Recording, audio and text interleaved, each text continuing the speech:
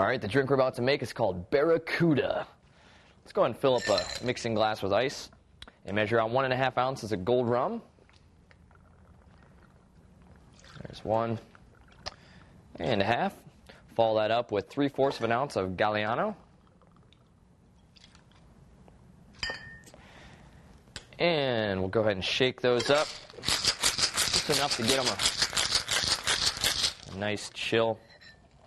And I have a champagne flute here. I'm going to strain what I have so far into the champagne flute. Oh, be careful.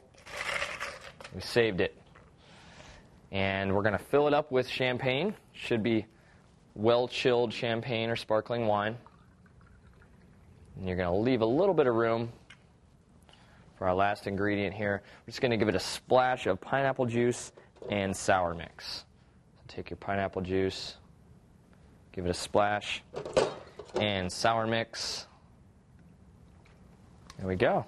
If you like, you can give it a quick little stir.